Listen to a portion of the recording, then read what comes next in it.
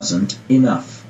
One night at some personal appearance, I don't recall where it was, the subject of food production and population growth came up again, and after some discussion, one audience member stood up and stormed out after declaring that I was the most obscene person she'd ever encountered. Elaine: I can't understand that.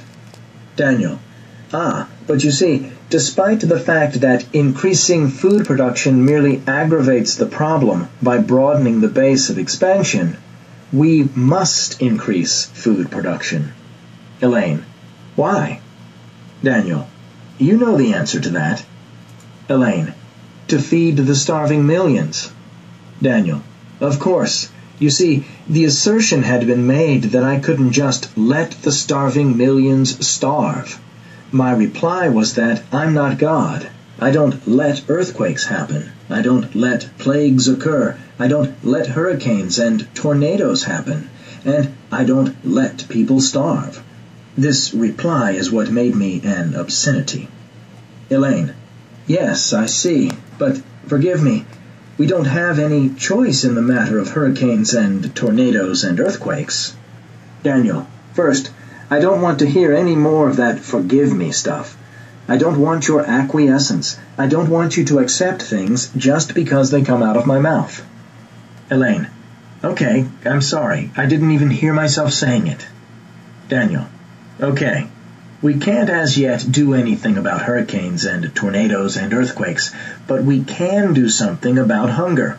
The example I hear about most often is the starving millions in Africa. We can ship enough food over there to feed them all. So, take it from there. Elaine looks at him blankly. Daniel: You're not here to listen to my answers. You're here to find them for yourself. Elaine: God, I don't know where to begin. Daniel: All right, I'll get you started. Why are they starving? Elaine: Well, obviously because they don't have enough food. Daniel: Come on, Elaine. That's just the definition of starving. Why don't they have enough food? Elaine: Because the population has outstripped local resources. Daniel: And why has this happened? Elaine: Well, either their local resources have diminished or their population has grown beyond the point where it can be supported by local resources. Daniel: Or both. As any population grows, its food supply diminishes. This is perfectly predictable. It's a cycle familiar to any biologist. As a population grows, it depletes its food supply. And as its food supply diminishes, the population begins to decline. As the population declines, its food supply begins to recover. As its food supply recovers, the population grows. As the population grows, its food supply begins to diminish, and so on. This is the way it works throughout the living community. Populations growing and declining as food availability grows and declines. Elaine: I see that. Daniel: Then why are there so many millions of Africans starving? Elaine: Because they've outstripped the food that's available to them locally. Daniel: So their population is declining. Elaine: No, because we've said we're not going to let their population decline. Daniel: They're starving, but thanks to our generosity they're staying alive. And because they're staying alive...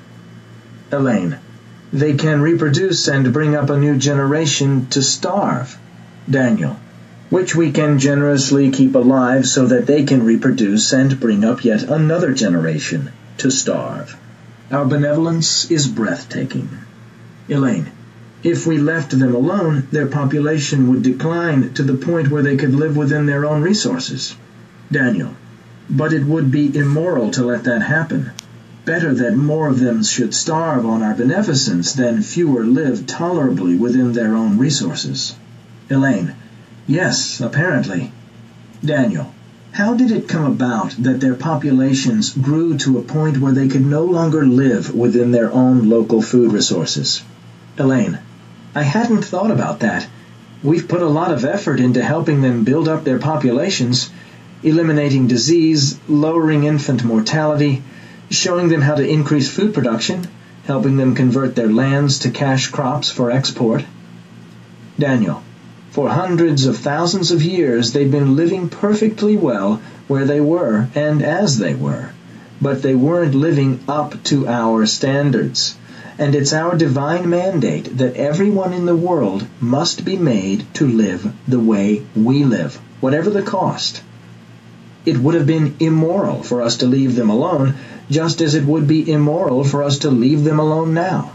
Much better to send them food to maintain them in a state of perpetual starvation than to let their populations decline to a point where they can live within their own resources.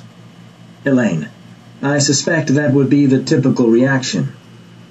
Daniel, what would God do if we stopped feeding them? Elaine, God? Daniel, God wouldn't let them starve, would he? Elaine, based on past performance, I think he would.